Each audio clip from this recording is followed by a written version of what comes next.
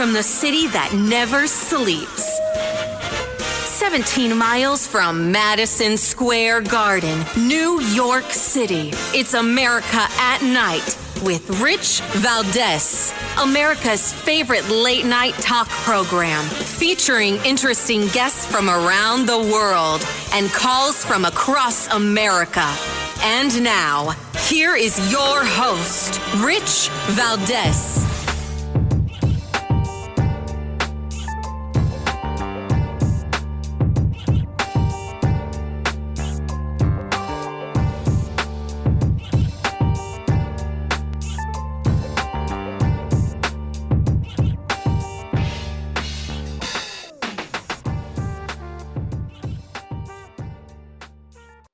Romanticizing radical revolutionaries. And I'm going to stick with that for a while because I think that's an important theme.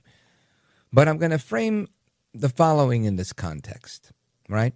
I want to know why I don't hear Democrats from sea to shining sea, right? Straight across the 50 states. Why are they not screaming today, Trump freed Palestine? Trump freed Palestine. Why aren't we hearing that? I honestly don't know the answer. I can surmise, right? I can speculate. I can say, well, it's my belief that likely they didn't really care about Palestine being freed. Some of them are going to say, well, we're not really freed, right? We just, stopped some of the killing and blah, blah. But did we stop the killing? Well, we stopped the killing from the Israelis, right? The Israelis have stopped killing, right? This was their beef. And who started the killing? Or continued the killing, I should say? Hamas.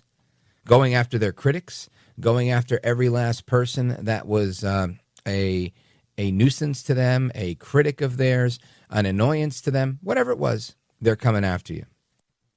Why aren't those same people saying, Hamas, you need to stop killing the free Palestinians? The ones that were just liberated by peace. From El Trompito, Donald Magnus, and Bibi Netanyahu, and even the leader of Hamas, right? They all signed off on this agreement. Where is the left today? There are leaders all over the world, even those, the left within the media, right? David Ignatius, Kristen, forgive me, I don't want to say whatever. Caitlin Collins, Senator Mark Kelly, John Meacham, and others. That even Hillary Clinton, right, coming in to commend President Trump. Kamala Harris, people that we know do not like Trump, but could not hide from the fact that Donaldus Magnus, El Trompito, the 45th and 47th president of these United States, El Presidente, Donald J. Trump, landed the deal. He landed the plane for peace in the Middle East. Listen to this. This was very much a peacemaker's speech. Do you give him credit for this? Oh, certainly. I mean, this is an incredible accomplishment, an incredible moment. It's a terrific day for the hostage families. It's a terrific day for President Trump, for our national interests. He should get a lot of credit. I mean, this was his deal. He worked this out. Listen, he got the deal across the finish line. There's no question. Things seem sort of possible now in a way that they didn't necessarily before. A better future ahead. That's what today represented. It was so powerful and unbelievably emotional. It's a really significant first step, and I really commend President Trump. And I commend the people who have been a part of this process. I commend the Qataris, the Egyptians, and the president. Look at that. Even Kamala Harris, she didn't want to mention him by name, but she said, and the president. Hillary Clinton mentioning him by name. David Ignatius, Caitlin Collins, right? A bunch of CNN types here. Huge critics of President Trump. But where is the triumvirate of the squad, right? Why are we not hearing from AOC? Why is she not shouting, Trump freed Palestine, right? What about Rashida Tlaib? What about her? No Trump freed Palestine for her, huh? What about Ilhan Omar screaming, ceasefire, we have to see a stop to this violence. It has to end at once.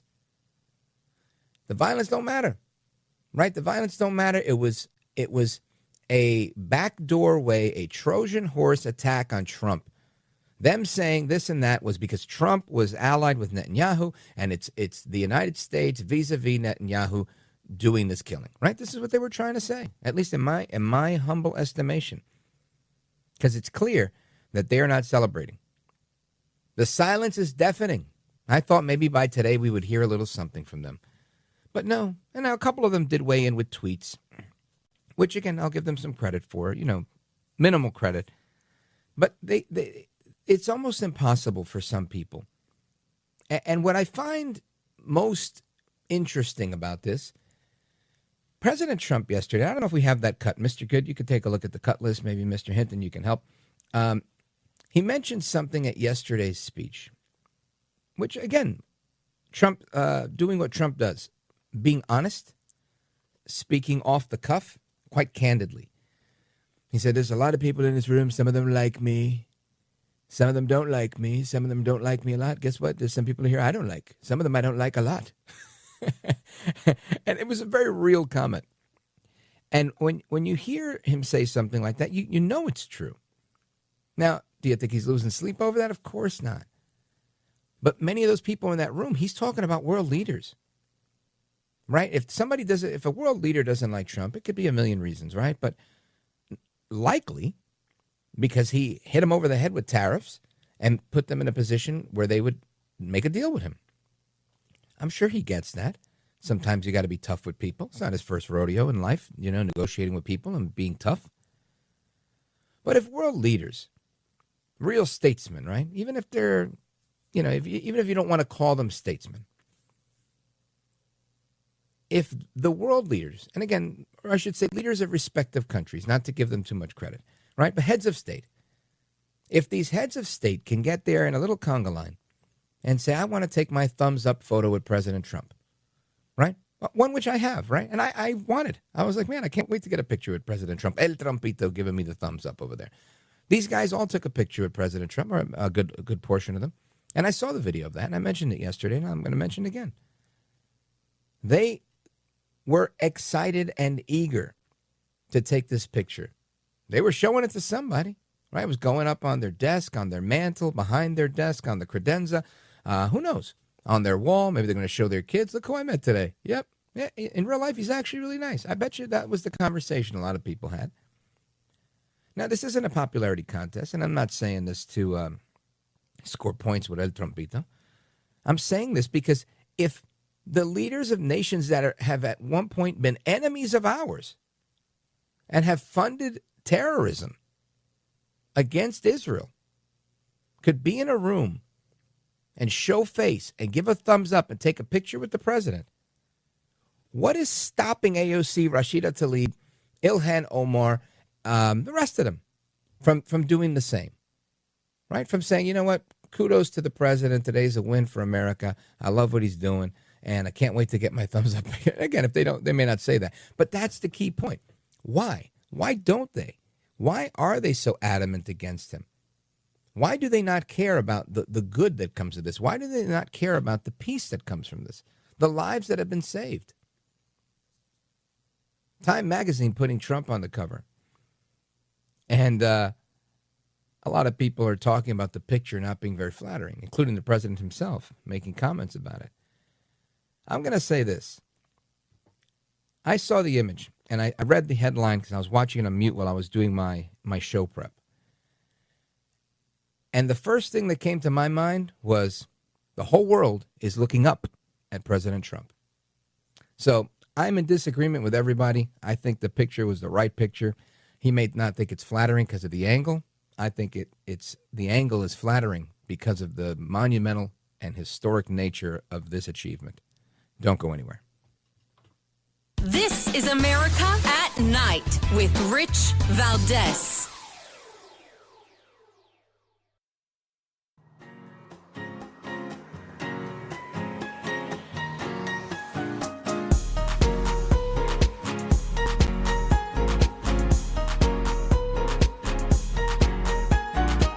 Well, thank you, Rich, and thank you for everything. I know you very well, and I listen, but I have a lot of people that listen, and they love your show, and I appreciate it very much. America at Night with Rich Valdes.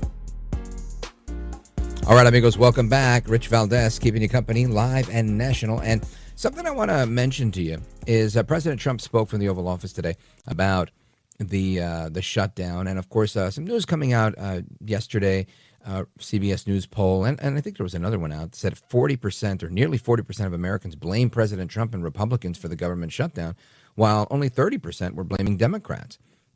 Trump has taken super advantage of this opportunity, political advantage, saying, all right, if you're going to shut down the government, we're going to show everybody that we don't need these people, and we're going to have some layoffs and a reduction in force notices are going to be going out, and playing hardball, which I think is the right thing to do. Now, I always believe some of these polls, they're not always the most honest, and that's why I want you to hear what President Trump said, because he says, oh, the Democrats, they're the ones that are losing here. Listen to this. Here's what's happening in the shutdown, though. Honestly, can I put it in plain words for you?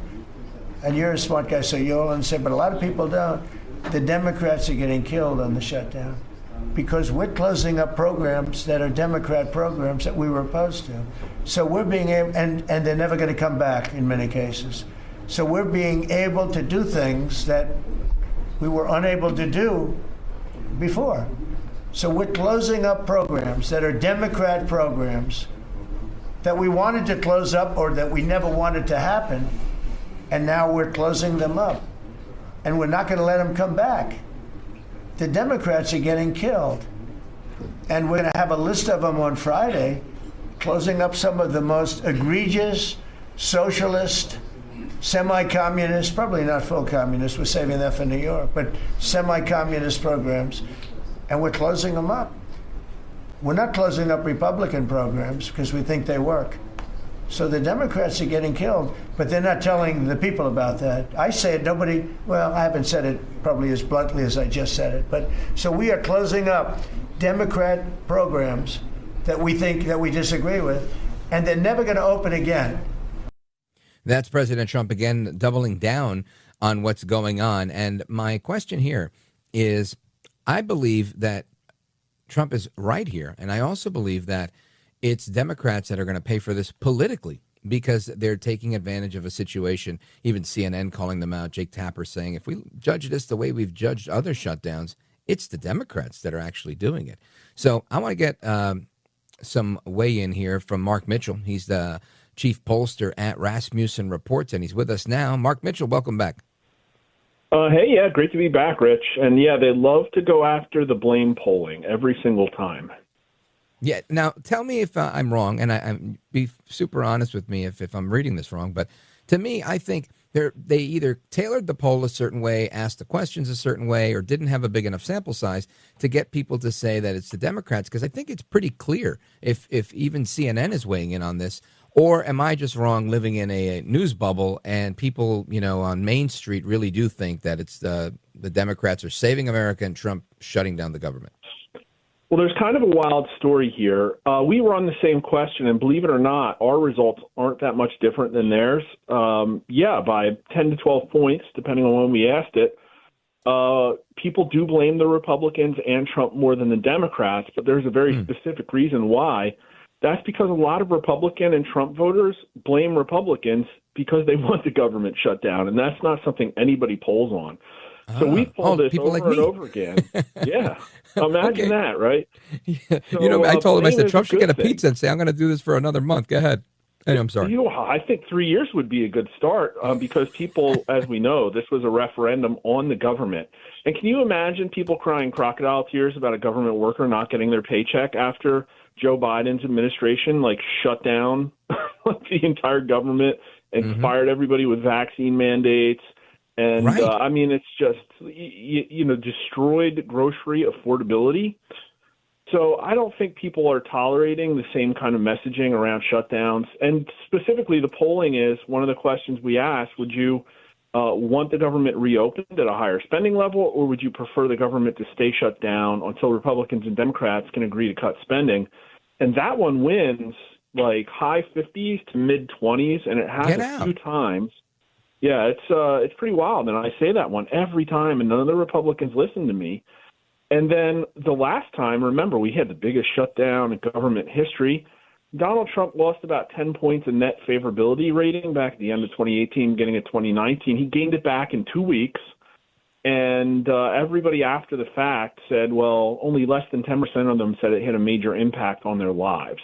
So it was kind of like the boy that cried wolf. Like we've had the government long shutdown apocalypse and nobody cared. And they know that spending's out of control. And when popularity of Trump was highest was when he was doing things like shuttering USAID and exposing all the fraud in Social Security and all of that stuff, which kind of seems to have fallen by the wayside. So I think what Trump should do is keep the government shut down, keep hacking off portions of it, make sure everybody knows that it's the Senate Democrats that are keeping it from reopening.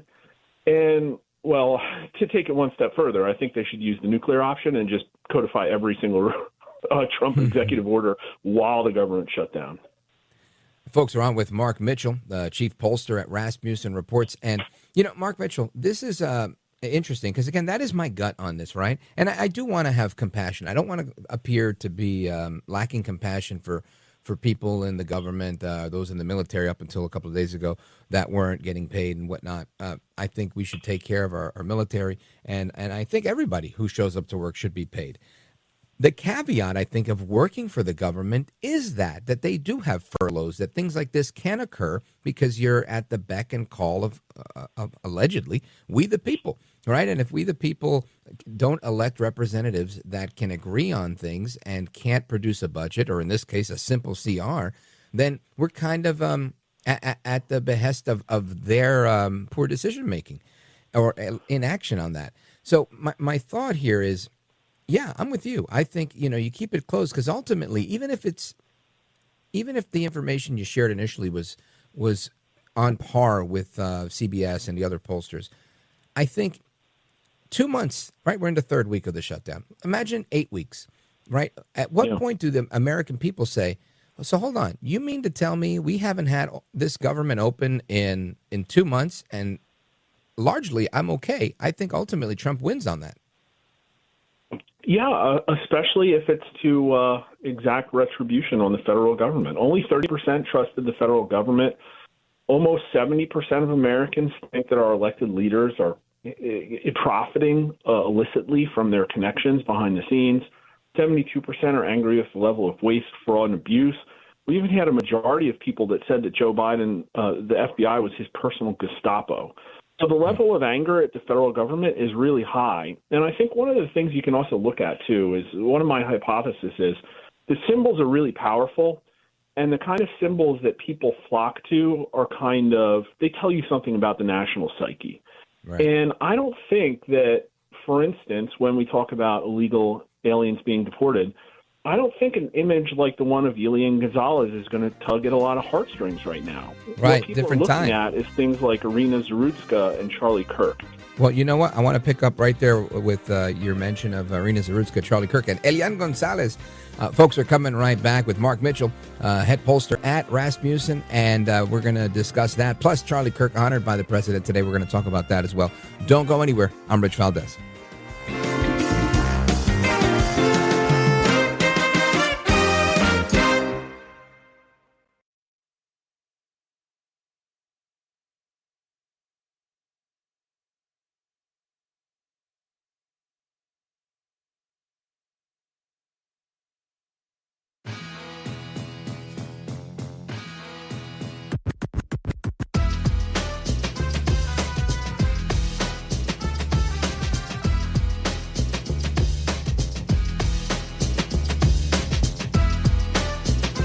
The best guests, the best opinions. This is America at Night with Rich Valdes. The latest CBS News poll shows more Americans, nearly 40%, blame President Trump and Republicans for the standoff. 30% blame Democrats. Ed O'Keefe reports on the president reaching out yesterday.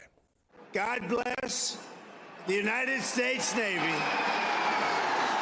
Celebrating the 250th anniversary of the U.S. Navy, President Trump spoke to a sea of sailors, mostly working without pay. And I want you to know that despite the current Democrat-induced shutdown, We will get our service members every last penny. But for other federal employees, the president's threatening mass layoffs. It's up to them. Anybody laid off, that's because of the Democrats. Democratic lawmakers say they won't vote to fully reopen the government until there's an agreement to extend Affordable Care Act subsidies. They don't expire until the end of the year, so Republicans say there's still time.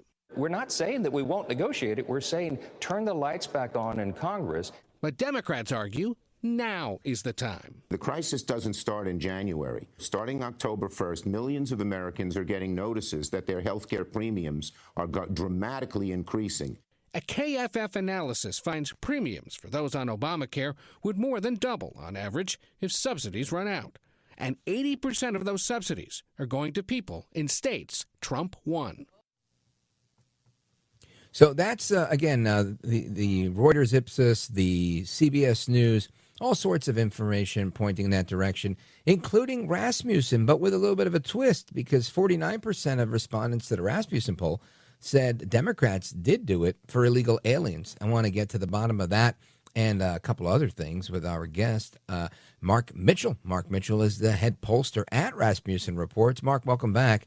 Now, talk to us about this 49% figure you guys are publishing on your website, because I think it's interesting and probably quite accurate. Yeah, and I think, quite frankly, most voters aren't really parsing every single quote out there about what's going on with this shutdown. I think it reflects this knowledge at large that, the system has been trying to flood the country with illegal aliens, is trying to give taxpayers support to them, and basically just a mistrust of the system. So that 49%, it won by, I think, 4 or 5 points, agree versus disagree. Yeah. But again, I think people are kind of checked out. They're much more concerned about political violence. It's the number one issue in America right now. And then they've also been concerned about government overreach and a collapse of trust, weaponization of justice, and all these other things that they saw during Biden.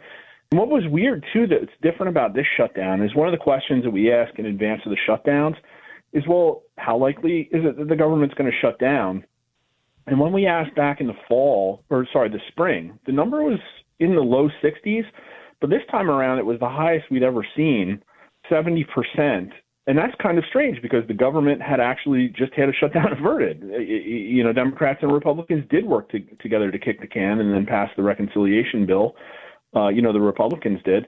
But there was something different about this one where everybody bipartisan just said, yep, it's probably going to shut down. And then the last shutdown, we were tracking Trump approval and right direction, wrong track polling pretty closely. And there was an initial plunge of like 4 or 5 points when it started, and then it continued to tick down as the weeks advanced. Well, what's kind of weird about this shutdown is we're entering the second week today, and Donald Trump's approval shot up. Now, some of that's probably the Middle East, but again, I think it tells you that if that's what's moving the numbers and not the shutdown, like people are just really not going to care. And I look at the things the Republicans are doing, I think they're talking well, but I don't think they understand how existential kind of like the larger crisis is here. And we haven't really talked, me and you, together about this topic. But I did a poll on Generation Z, and everybody's patting on themselves on the back and saying, well, this is the most conservative generation in decades. And it's quite frankly not really true. They were more Trump supporting than everybody expected. But these people are pretty fundamentally flawed, and they are overwhelmingly supportive of very socialistic policies, even the Republicans and Trump voters, because they think the system has failed them. And so we have the situation where you have MAGA, which is a really good agenda. You have the Republicans that are MAGA tolerant at best, and you have an ideological core that's still sort of traditional conservatism. But that's not going to really reach the next generation. It's almost at this point, I think conservatism is a luxury belief. And so the window, I think, is closing now because Trump had a mandate to really enact drastic policy. I think we can look at Republicans and say, well, nobody's going to give them an A+ for the way that they've been supporting the president, even though their talk in November was really, really strong about hanging a MAGA banner over the halls of Congress. Mike Johnson said that. So I would love to see more drastic action because, again, Trump's approval was highest, especially with Gen Z. The 18 to 39s gave Trump a 60% approval rating in the beginning of February. And when was that? Well, we were shuttering USAID. Doge was giving interviews on a weekly basis. They were talking about the Doge debt clock. And now, unfortunately, the right direction polling and Trump approval is lowest most of the weeks in 18 to 29. So he's lost that. And he lost it in really about the middle of June, once we started getting involved in Iran, once the One Big Beautiful Bill passed, once the whole debacle with Epstein happened. So Trump was able to reach these people, and I think he's still going to have pretty good marks with them. But I look at the Republican Party and I say, well, its window of relevancy is closing, which is why you see people like Zoran Mamdani doing really well, which is why you see all these young people radicalized into LGBT and hateful, anti-fascist stuff into the online progressive monoculture. And there's not really an answer. Like, I don't really see anybody doing that. And so when you have something like the shutdown that presents opportunities, they could use the nuclear option to reopen the government, and that might be a huge public opinion win. And yet the problem is the Republicans couldn't even do it if they tried because they can't muster the votes, but the Democrats are going to muster the votes the second they get control of the Senate. Right. And I think that's historically been an issue, right? A Democrat versus Republican issue is that Democrats are always happy to utilize groupthink and voting like a monolith and that type of strength in numbers, versus Republicans have always, favored, individual thought. And this is one of those cases where, you pay the price for that. Now, from what you're saying, it sounds to me like there are people that are interested in MAGA and in what Trump is bringing in terms of his agenda. But right now there are Republicans that are dissatisfied with the intensity of which it's being brought or the lack of action. Is that right? Well, I think, again, Trump's got a +3 net approval rating today, which is historically incredibly high for this time part of his presidency when you compare even going back to the first Obama term. Mm-hmm. And he'll probably do pretty good kicking around in the high 40s to low 50s unless some major crisis happens. So that's fine for him, but he's never going to be on the ballot again. And J.D. Vance polls well. I think he's the heir apparent. He outperforms Rubio and DeSantis by like 5x. But it's not a given that he's going to convert every Trump voter because he feels a little bit more Republican. He probably feels a little bit less experienced. He doesn't have that same kind of outsider persona that Trump had. I mean, he was in the Senate. So I don't know if he's a guaranteed win, although if he wins against Gavin, I think it probably is. Right. But that doesn't mean that the Republicans are going to win in November of 2026. I have them down slightly on the generic ballot, and history tells us they're going to probably lose the House. And there goes Trump's legislative agenda, and then everything's a complete morass again. And voters gave Republicans a chance. I kind of like to think that I think the political calculus is changing. We have a political realignment right now. Most political scientists would refer to this 4-quadrant political compass, they call it, where on one axis you have authoritarianism versus libertarianism. On the other one, you have socialism versus economic freedom. And I don't think that really defines what's going on. I think the new one is on one axis you have like grift tolerance or drain the swamp, support, where on one side it's like everybody wants the system burned down and people arrested. And on the other side, they're very invested in the status quo. And then on the other axis, you have authority trust. And so I think most MAGA voters and the people that supported Trump, 40% of whom aren't even like Republicans, they don't want any more fraud and they don't trust any authority. And I call that quadrant burn the system down. Yeah. But the problem is if you talk to your average Republican legislator, they trust the system because it's them. And they don't really have a vested interest in holding it accountable or getting rid of the fraud or anything because they live in a system, D.C., that's worked a certain way. And I think part of that's reinforced by the donor class, who is very interested in maintaining the status quo. So that's the Republican Party. It's been the status quo party when most of their voters now are like, no, please give us drastic change yesterday. So you're saying 40% are the burn it down part of the party? Burn it down, lock them all up? Is that right? Well, I think it's 60+% of America. These are the people that say they support all deportations. These are the people that say, if intelligence agents falsified information for the Russian collusion hoax, they should be in jail. These are the 60%. We talked about Arena before the break. We poll on capital punishment, and the last time we polled on it, it was only positive by 13 points, 49 to 36. Well, after the Irina Zarutska photo went all over the internet, we went out into the field, and people supported DeCarlos Brown's execution 60 to 20.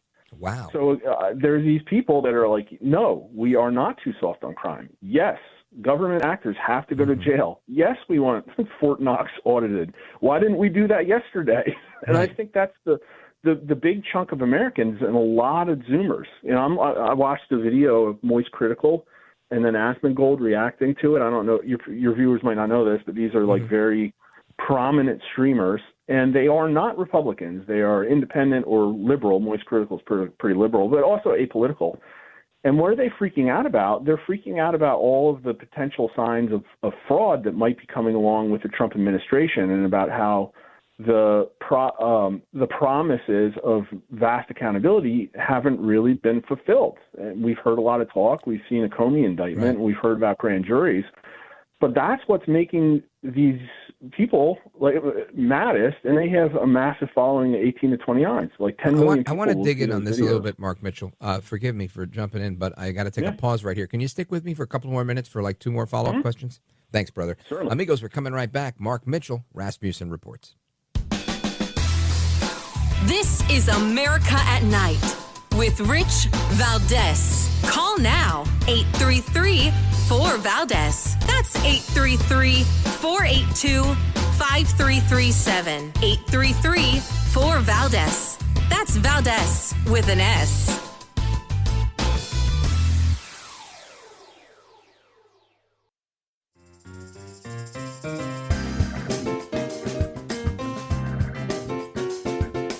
Rich Valdes, who, again, will do a fine job, and I know you'll enjoy listening to him. This is America at Night with Rich Valdes.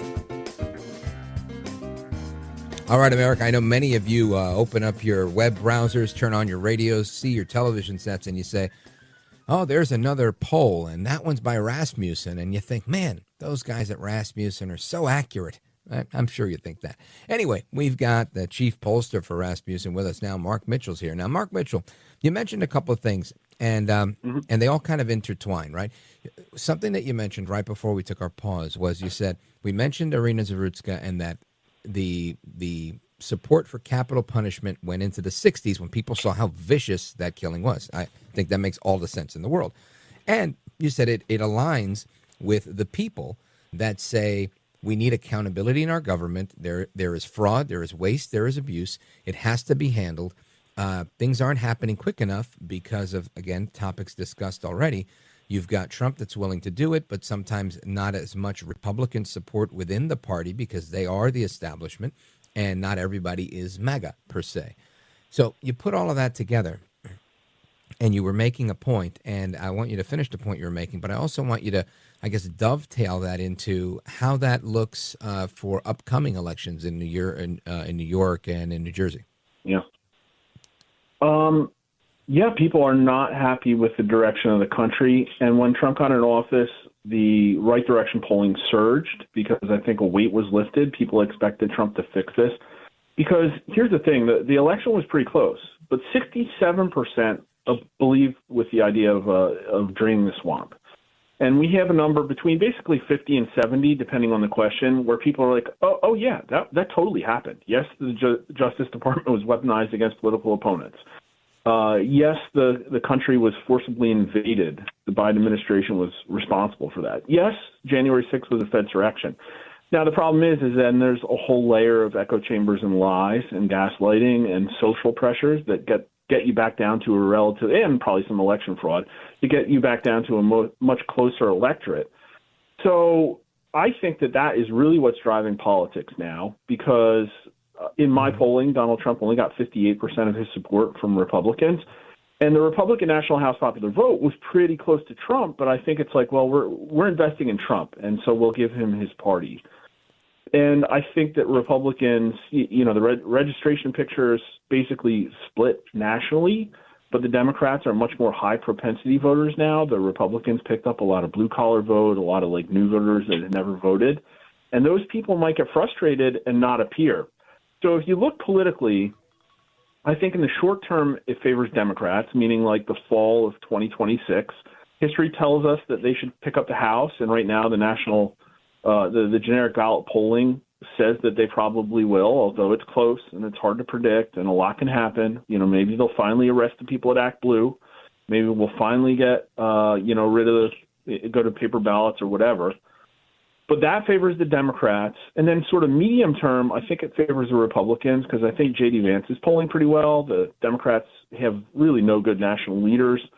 And, it just didn't work. Like after Kamala Harris, I don't know if you're going to be able to pull that with her again or with Gavin Newsom. And they're completely MIA or have platforms that aren't supported by the majority of Americans. And then you have the fact that, well, maybe we'll fix the 2020 census, maybe the 2030 census. We'll pick up all the migration. Maybe Republican states will gerrymander in increasing amounts. So the midterm, it looks pretty good for Republicans. Long term, it looks good for the Democrats. And the reason is that basically Gen Z is a complete mess. They, again, are economically hopeless. 62% of them say the economy is unfair to young people. They've de-churched. Only 18% of them say that they're very religious. Only 24% of America now says they're very religious. A huge chunk of 18 to 29s are single and not even pursuing a mate. Almost 20% of them are literally just like checked out of the gene pool.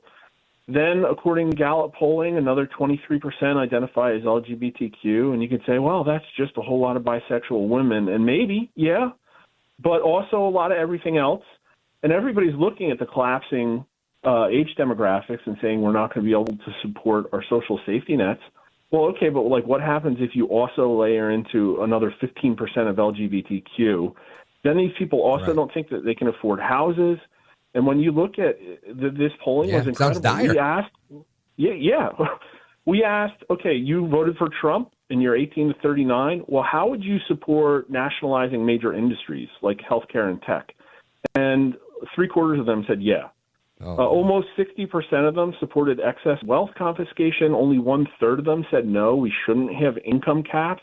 And these are Republicans and self-ID'd 18 to 39-year-old Trump voters. So these people are growing up online. They're not going to church. They were never taught traditional Western values in school. They basically just hate the system. They're not invested in the same Constitution and classical liberal values that everybody else is. And even if they were, they don't have the moral religious core in order to understand. To make it happen. You know, Mark Mitchell, this is a dire situation. I could go on and on for days, but I got to hit another pause here. And I want to make sure people know exactly where to find your work and how to follow you. So let us know. I just did an 1.5-hour video about this. You can see it on my YouTube channel, Rasmussen_poll. We're on Twitter at Rasmussen_poll, and my personal account is Honest Pollster. Outstanding. Brother, 10 seconds. Tell me, what do you think about New Jersey? What do you think about New York? Give me a winner, a name. I just polled, and I have Jack down 6. I hope he does better than that, but the young people are going to Mikey Sherrill, so he's got to get them. And New York? Mamdani's going to win, of course. They're communists, and that's what they want. It's been coming for a long time. I guess we'll see what happens. I don't like this news. Mark Mitchell, thanks for being here, brother. Godspeed to you. I appreciate it. We'll do it again soon. All right, anytime, Rich. Thanks. You bet. And amigos, we're coming right back. Don't go anywhere. This is America at Night with Rich Valdes.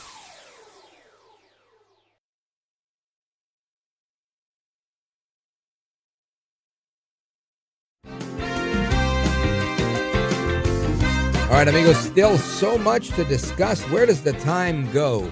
All right, anyway, we're going to continue with calls from all over the country. 833-4-VALDEZ. You know the number. I'm going to get to you momentarily, I promise. Plus, we're going to talk about Charlie Kirk.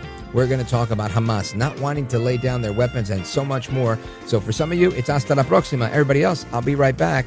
Good night. God bless. I'm Rich Valdes.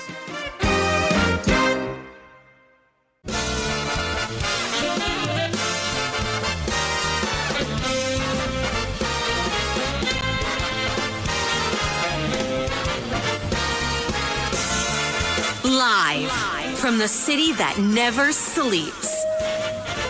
17 miles from Madison Square Garden, New York City. It's America at Night with Rich Valdes, America's favorite late night talk program, featuring interesting guests from around the world and calls from across America. And now, here is your host, Rich Valdes.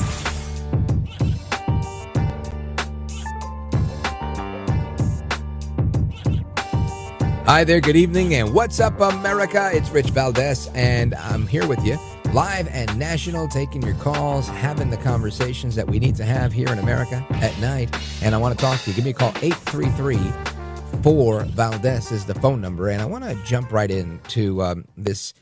I want to talk about the shutdown. A number of things that are on my mind here, but I want to talk about the shutdown. We're going to talk about what's going on with the reforms to higher education that we've seen coming from the Trump administration. We're going to talk about these health decisions. Right, there's a bunch of big deals that are going on with HIV in the news. It's just crazy stuff. This is HIV month, and I said, let me do a story on this because I saw a crazy story. And I want to talk about this theme that I've been talking about on how America needs to stop romanticizing radical revolutionaries. It has to end. But as we take a look at what's going on with the shutdown, there's a great and telling interview between CNN's Dana Bash and former Speaker Johnson. Forgive me for misgendering Mr. Jeffries, but Minority Leader Jeffries. And this is telling. Well, I'll let you hear it, and then I'll tell you why I think it's telling. Listen to this. But you started that answer by saying, we want to sit down and talk about it. That suggests that what you just said is negotiable, is it? I think we're always ready and willing and able to have a good faith discussion with our colleagues on the other side of the aisle to entertain any ideas that they may put forth. We're always willing to speak and to have a conversation and to entertain what they're talking about. If that is so, then why aren't they speaking? Now, you're going to hear why he says they're not speaking. Go right ahead. With respect to both reopening the government and, of course, decisively addressing the Republican health care crisis. The problem that we confront, Dana, is that Republicans have gone radio silent since the shutdown began. No conversations, no meetings, no discussions. Radio silent. Every day, I'm not in Washington, and I play audio of Speaker Johnson, who's there every day, talking about let's make a deal. Every day, El Trumpito said, well, we're going to open up the government. If not, we're going to keep slashing and cutting and slashing and cutting. Don't you think that we should have a conversation, that if they wanted to have a conversation, they would have one? It doesn't seem like they're interested. But notice what he said. He said, we're happy to have a conversation about reopening the government. And no, actually, the first thing he said was, about addressing the Republican attack on health care and the shutdown. So the most important thing to him is what he's calling the Republican attack on health care, which is what the Republicans are saying is the difference from the previous continuing resolution, right? These guys agreed, all the Democrats, they agreed to pass this continuing resolution, a clean CR as they call it. They agreed to that. Why? Because it made sense and it was fair. They did it just a few months ago. Now they're not willing to do it. Why? Well, Mike Johnson's got the answer to that. I'm going to play that in a minute. But I want you to continue listening to what Speaker, keeps calling him Speaker, former Speaker Jeffries, current Minority Leader Hakeem Jeffries. Go ahead. Donald Trump has held them back from even having a meaningful engagement to try to find You're common right down ground. the hall from Mike Johnson's office. I know exactly where you are. You could probably take a few steps and go knock on the door and talk to him. Not even CNN is buying what he's selling. She's saying, come on, bro, you're right down the hall from him. You could talk to him for real. You could. Go ahead. Have you tried that? Speaker Johnson hasn't been given permission to have a conversation with me or Leader Schumer, and he said as much earlier today. So you don't think he would talk to you at all? We can have a conversation, but the problem is that until they get the green light to actually have a meaningful discussion to try to find common ground and a bipartisan path forward and a willingness to address the damage that Republicans have done to the health, the safety, and the economic well-being of the American people, then of course any informal discussion is going to be not fruitful. Basically, look, we're willing to make a deal, but we don't want to have the conversations that go into making a deal. These conversations would be unfruitful, he says. Now, I'm going to tell you why I think this man is lying. Because right now, all the polling is in their favor, right? It says that the Republicans are the ones that are guilty of this shutdown. Then why? Why wouldn't there be a conversation being had, right? Why wouldn't the Democrats be open to a conversation? Because clearly, if politically Republicans are losing, then you know full well Republicans are coming to him. Mike Johnson's going there.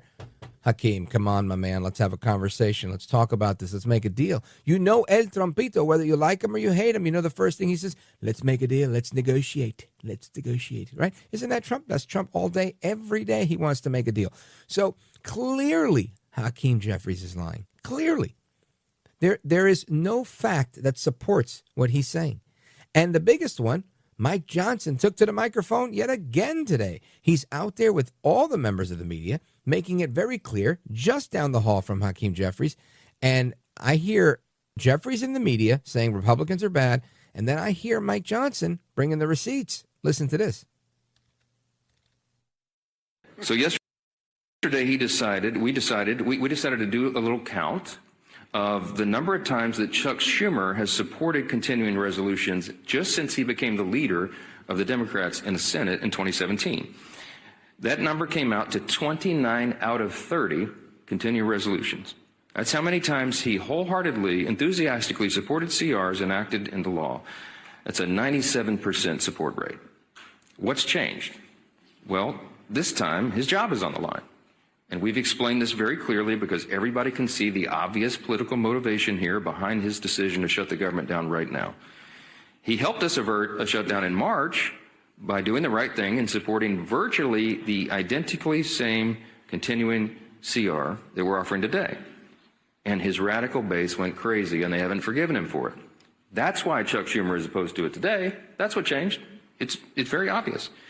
This government shutdown is plainly and simply an exercise in image rehabilitation. This is an attempt at image rehabilitation for Chuck Schumer. So selfishly, completely about himself, he is shutting the government down to hurt other people. He needs to show a fight against President Trump so he can keep his left base happy through the next election cycle. So there you have it. Johnson said it's the same deal we're offering today. They're offering a deal. Who isn't talking about offering a deal? Not Chuck Schumer, not Hakeem Jeffries. This is a Democrat shutdown. This is a shutdown from Schumer. They should all be ashamed of themselves. But you know what? I think you just let it go a little longer. Let it go a little longer, because guess what's going to happen? The American people are going to get on board and say, you know what? It's really not that bad. You're going to have the government working class that will say to you, all right, I don't like this. I'm not getting paid. But while they might be the biggest employers in a lot of states, government workers, they don't make up the vast majority of employees across the country. And this is going to be a losing battle for the Democrats.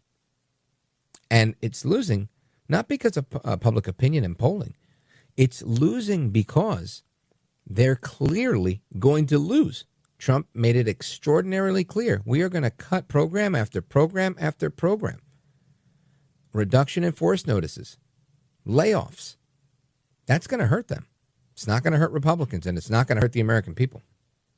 Straight ahead, I want to talk about some of the legal issues facing America, as well as what's going on in higher education in America. Don't go anywhere. This is America at Night with Rich Valdes.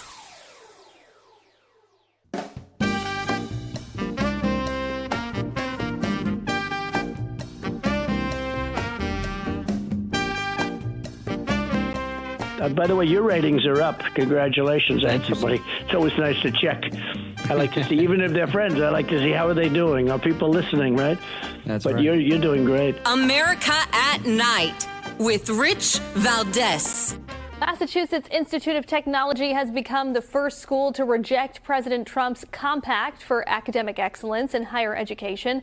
In a letter to federal officials, MIT's President Sally Kornbluth said she cannot support the proposal because it includes provisions the school does not agree with, including those that limit free speech and the university's independence.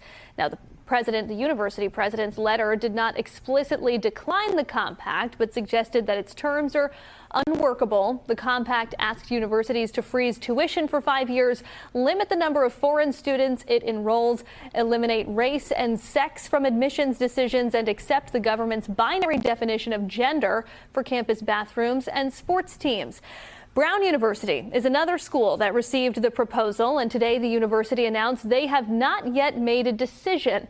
Yesterday, students, faculty, and staff rallied against the proposal. So that's the latest on the higher education program that the Trump administration put out. And again, this is designed to protect conservative voices, to freeze tuition so that Americans can go to a college or university that's affordable, or at least as affordable as it is today, a couple of years from now, and make sure that girls and boys play in different sports, right? It doesn't seem very radical, but yet these universities that are in the business, in my opinion, of producing radicals, this messes them up, right? It's antithetical to their I guess, their low-key mission, right? The mission statement that's not on their website. So I want to get some reaction to this from somebody who's in the university business himself. He is a professor at Cornell University Law School.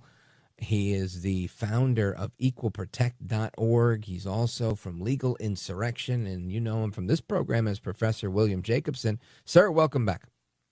Great. Thanks for having me back. So let's get into this a little bit because, in my opinion, it seems like a reasonable deal. Like in many of the things that this administration has done, it's very, let's make a deal focused, right? We're looking for this. We'll do this if you do this. And you got these schools, one opting out, others saying maybe we don't know yet. Where do you think this goes? I would be surprised if any of these major universities accepted it. Just because they're going to come under internal pressure not to. There's already a lot of gnashing of teeth and screaming about these things. I think they should seriously consider it. It's a 10-page document, this compact for higher education, 10 pages. Whenever you have 10 pages, there's going to be something in it you don't like, but you need to look at the bigger picture. And so I don't know how many schools will adopt this, but some might. But I don't think any of the 9 who's been given it so far will, because of the internal opposition. The faculty in particular do not want to give an inch on anything to a Trump administration. And so that's going to be a big problem that they're going to have to overcome.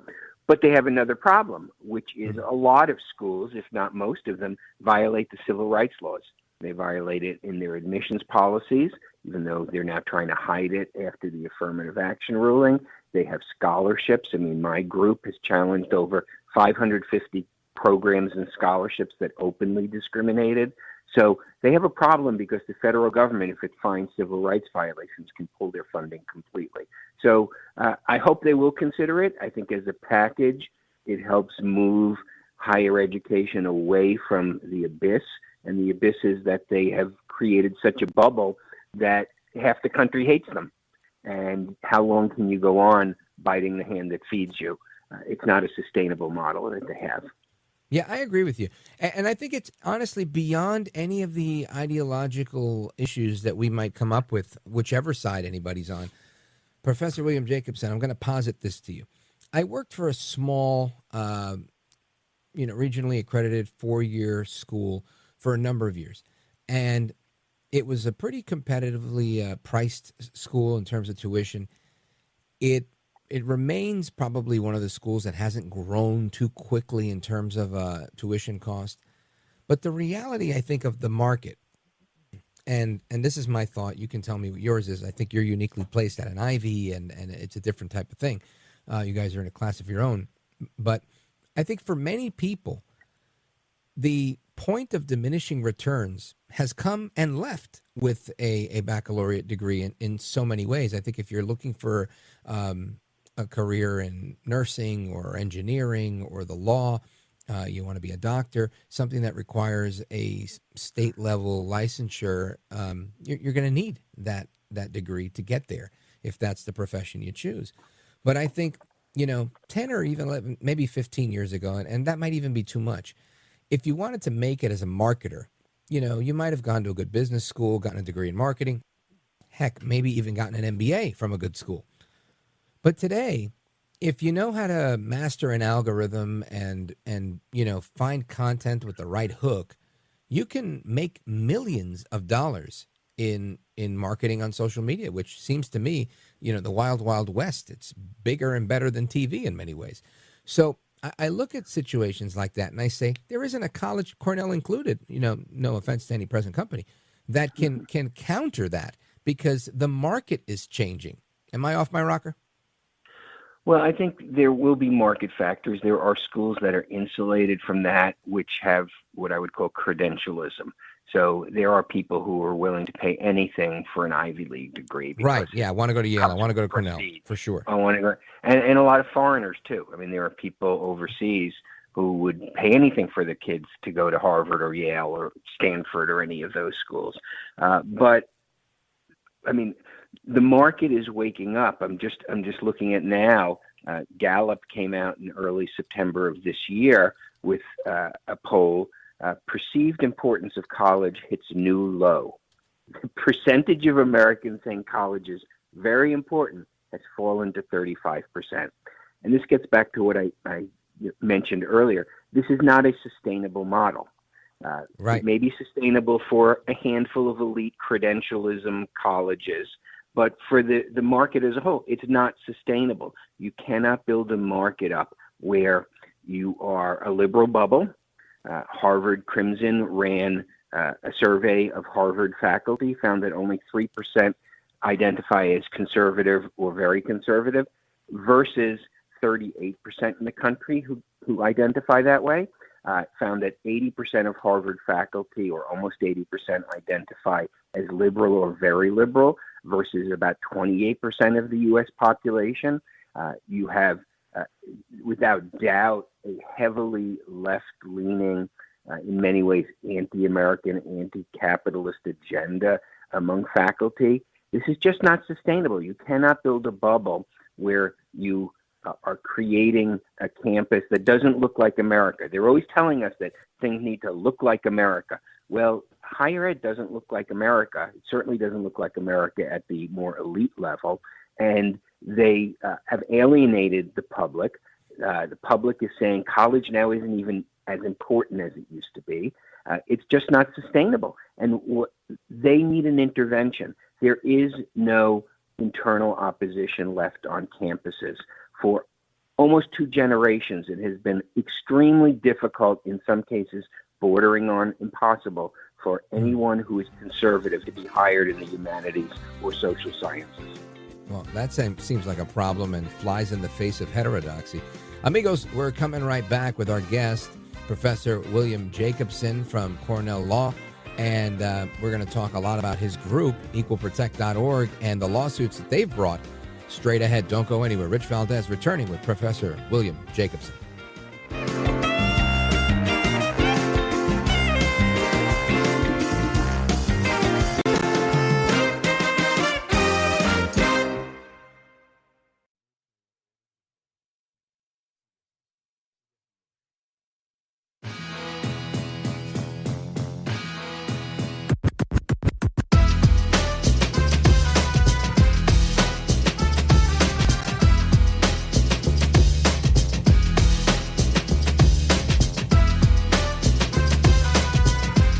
No hair, no care, and live on the air, it's Rich Valdes. An immigration judge has ordered the deportation of pro-Palestinian activist Mahmoud Khalil, alleging that he omitted information from his green card application. Khalil is a former Columbia University graduate student. His case has been at the center of the Trump administration's crackdown on immigration. He's a vocal opponent of Israel's war in Gaza. He was detained by ICE in March, released in June. Khalil's lawyers say they intend to appeal the deportation order. Hey, thanks. All right, so that's an update from NBC News on Mahmoud Khalil. And again, as of a couple of weeks ago, I don't think there's been a change on that because there's still some matters pending, appeals and whatnot, and other actions his lawyers have taken to try and keep him here. But the latest is that he's been deported, I think, again, right? This case was he got deported, he gets to stay. He got deported, he gets to stay, right? This is the guy that he was in jail. Then he went. First thing he did a rally and he was, shouting again. But anyway, I want to get to the bottom of this because our guest, Professor William Jacobson from Cornell Law, he mentioned that as a result of these higher education actions and regulations that the Trump administration has proposed to 9 different schools, his view is that they may not bite. And the reason they won't bite is because they would face enormous pressure. And there are a number of people, not the least of which are international students, that attend these different schools. And the first person that came to my mind was Mahmoud Khalil, because he's probably the most famous student, non-student, I start these riots, but I'm not part of it, kind of guy on any of these campuses. So I want to get your take, Professor Jacobson, on Mahmoud Khalil and kind of bring us up to speed on the legal maneuvering going on to keep him in the country. Well, the latest, and I think it may have happened, very recently, is that a judge temporarily halted his deportation again. So yes, an immigration judge did order him deported, and a federal court judge, it might have even been today, issued a temporary restraining order preventing them from kicking him out of the country. So, but he has really become the poster child for the issue about foreign students and having too many foreign students. I mean, he is somebody who came to the United States, and it appears that just about the only thing he's done here is disrupt other people's lives. He disrupted Columbia University. He clearly hates our country. Why does he want to come here? And so, do we have to, now he's a little bit different because he did manage to get a green card because he married someone here. But if he had just been here on a visa, why do we have to let somebody like this into our country? They have no right to be here. They have to abide by our immigration laws. Why do we have to, allow people who support terrorist groups? And I don't mean that he's a terrorist and he shoots people, but he clearly supports them. Why do we have to allow those sort of people into the country? And the answer is we don't.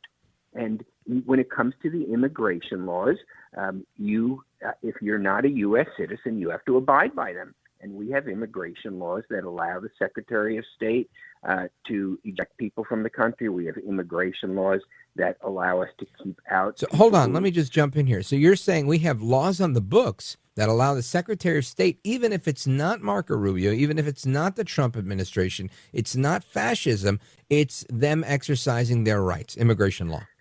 That's right. That's right. And, and there are also laws as to, support for terrorist groups and things like that. And, those are questions that are asked on your visa papers and your naturalization papers and your green card papers. And if you lie about that the lie in and of itself is a ground to remove you. So, but the bigger question is, why do we need schools like Columbia? And I believe Columbia is more than 50% foreign students. If it's not more than 50%, it's close to that. But I believe Columbia is more than 50% foreign students. These are essentially foreign universities on American soil, and bringing in people who have been leading the disruptions of the campuses. If you look around the country, in many campuses, it was true at Cornell, the leader of these protests at Cornell, who eventually self-deported when the feds moved to deport him. He beat them to it. was a foreign student. At Columbia, they're mostly foreign students. Why do we have to have foreign students come here and disrupt people in the library, set up checkpoints on campus, intimidate people? They have no right to be here, and we've got to get tough about that. A lot of foreign students are wonderful, and I'm fully supportive of us having foreign students here. But we're entitled to decide which ones get to come here and which ones don't. And there's nothing wrong with that, and there's nothing illegal with that. And it's not a violation of free speech to say to somebody from Syria, like he was, who's a supporter of terrorist groups, again, vocally supporting, what's been going on, you don't get to come here. Okay, we're going to choose not to allow you in. That's our right. Professor William Jacobson, let me ask you a question, because this is very interesting to me. The idea, and I don't want to compare us to, let's say, communist Cuba, but if you were in Cuba, any one of us became a student in Cuba, which I don't think is possible, but if we were allowed to become a student and were to say things against the Cuban regime, they would kick you out, and not just out of the country, not the school, out of the country, with the suspicion that you are a foreign agent, like a CIA person trying to disrupt their government. I don't think that's too far-fetched, even just because it's Cuba.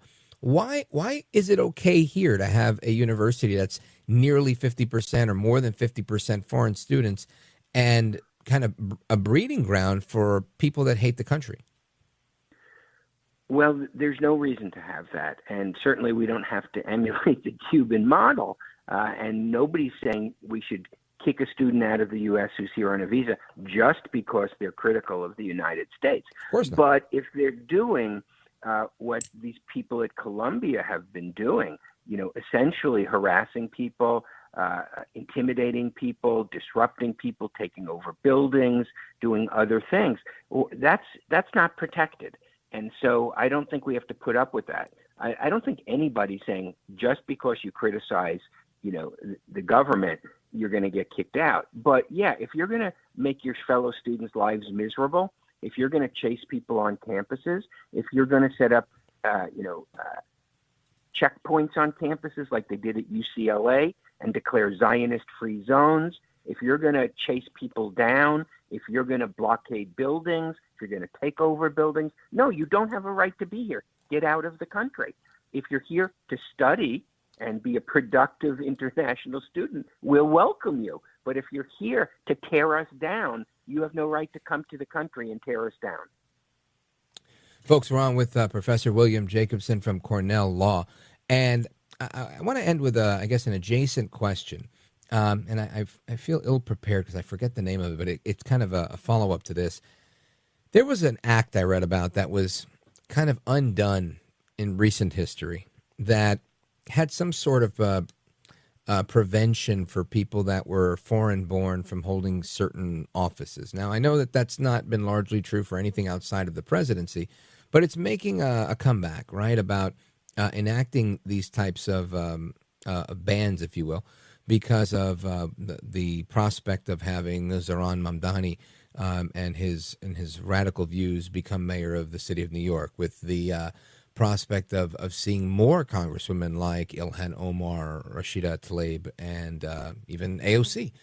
And with that being said, these are not simply just people I disagree with, but I think even amongst Democrats, these are people that clearly don't espouse, in my opinion, the best interest of America. What's the likelihood, or forget the likelihood, that's more of a polling question, but the legality of putting something like that in place? Because a lot of people call here asking that question, like, why do we have to allow people that are, not born here to serve in office? And I don't have the answer. Well, I don't think we should, other than obviously the presidency, because you have to be a natural-born citizen. I don't think it's a good idea to bar anyone merely because they were born abroad. We've had many politicians who've been born abroad and who've served notably and honorably. So I would not be in favor of some sort of sweeping ban on that. But what about, well, I guess my question is, what for those that are in favor of something like that don't want to see what's happening in the UK and in Berlin and other places in the United States, places that are saying they're thinking of putting in Sharia law. And when I know a lot of this is hyperbolic, but it's an idea for a lot of people. And, with the recent Dearborn police, I think it was Dearborn or close to Dearborn, they just translated the patches, not required, but the police patch that goes on the police uniform can now be written in Arabic so that the majority Arab population can understand what's on the police officer's uniform. This, I think, is an interesting take on things, and there's a lot of people, I think, in opposition to things like that. It sounds like it flies in the face of the current Constitution, and my thinking is that the only way around it, a constitutional amendment, or would it something along the lines of a state law? Your thoughts? Yeah, well, I just think we have to be very careful there and not to draw something too broad, particularly when it comes to public service and things like that. I just think that there can be an overreaction to it, and that's my main concern. We're entitled to protect our country. We're entitled to make sure that the people who serve in public office are loyal to the country, but I just don't like these bright lines based on either where you were born or things like that. Yeah, and I get I get it. I get both sides of this argument, and I'm wondering where we go from here. Professor William Jacobson, thank you, sir. You are a gentleman, a scholar, and a patriot, and let everybody know how they can keep up to speed with the work you're doing. Sure. Well, you can Google my name, William Jacobson. Our main website is legalinsurrection.com, which is law and politics, and the Equal Protection Project, which is equalprotect.org, is where we do all our legal work. Outstanding. Well, good luck with those 550 cases. And if people want to learn more, go to equalprotect.org and check them out, or check out Legal Insurrection. Sir, we'll be in touch. Always a good conversation. Great. Take care. Likewise. And amigos, we continue with you all. We the people. Don't go anywhere.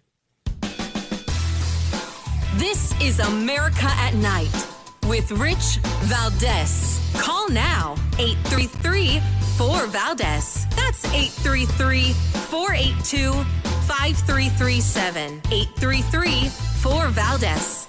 That's Valdes with an S.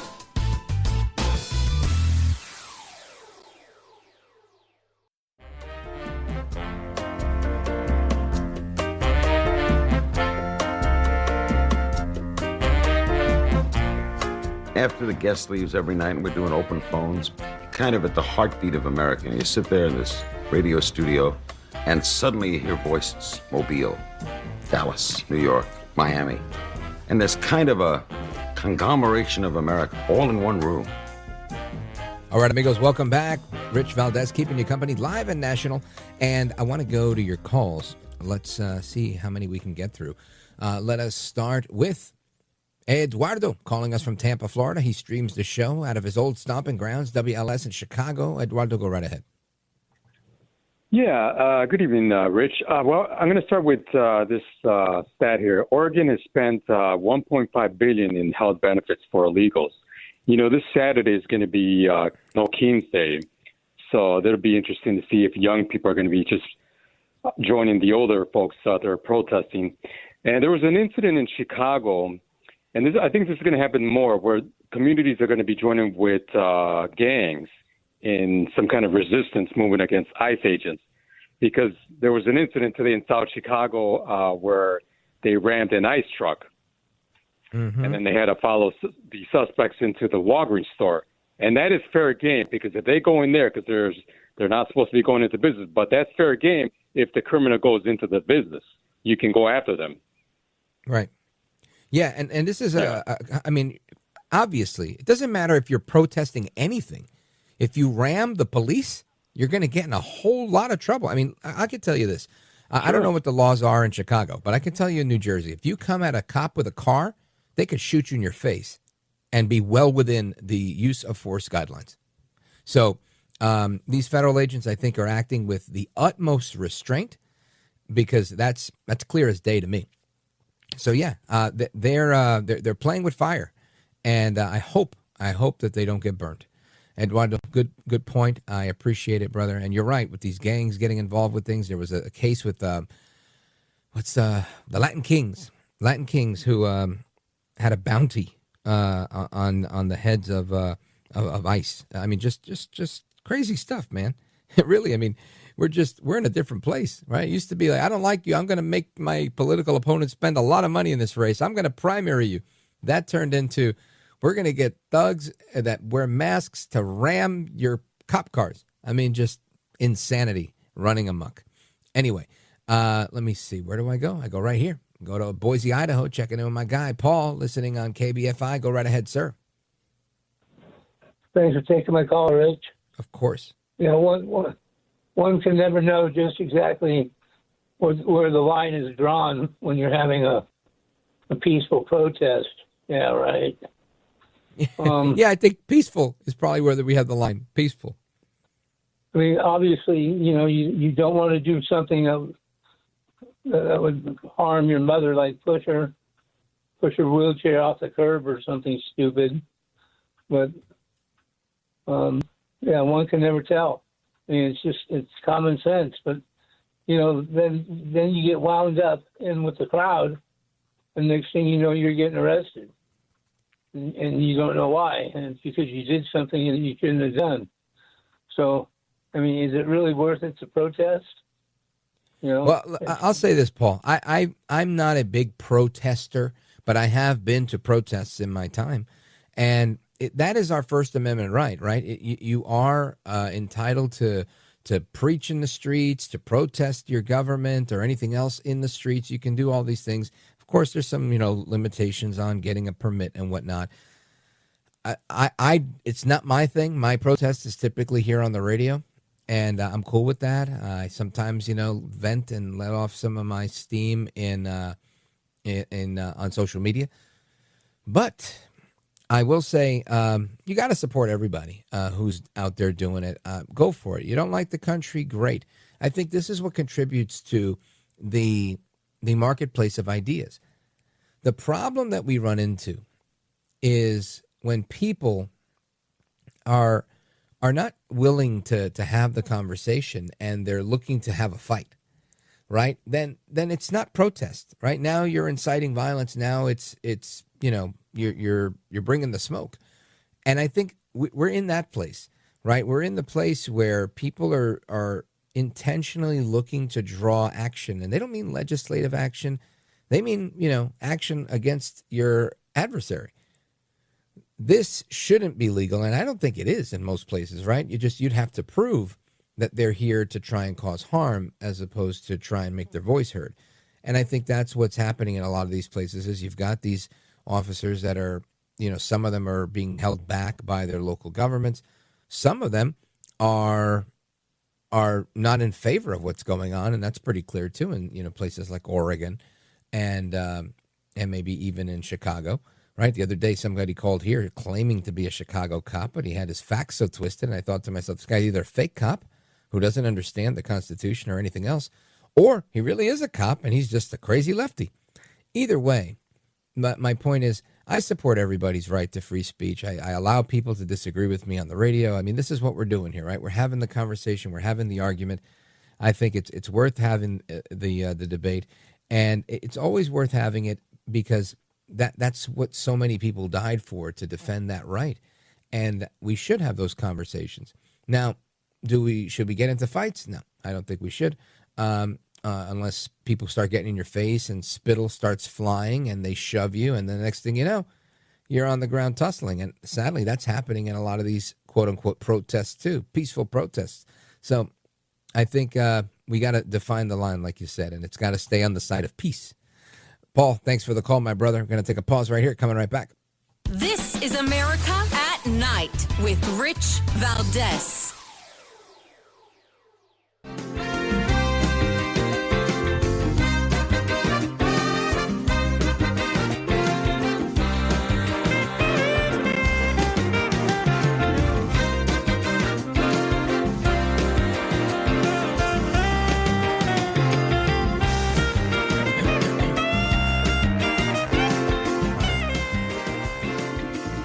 Hasta la próxima. Take care. Good night. God bless you, America.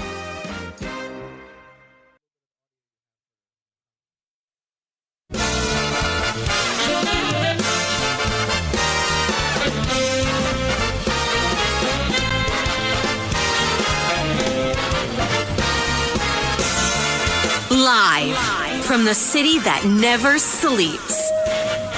17 miles from Madison Square Garden, New York City. It's America at Night with Rich Valdes, America's favorite late night talk program, featuring interesting guests from around the world and calls from across America. And now, here is your host, Rich Valdes.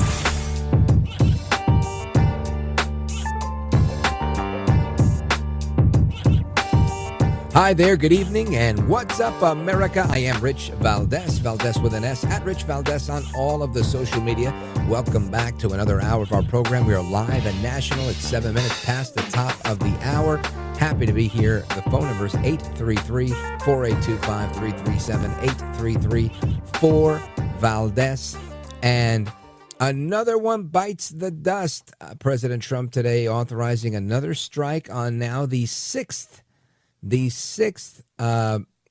drug boat coming off of Venezuela's shores, killing 6 people. I've got a report from WPLG. Listen to this.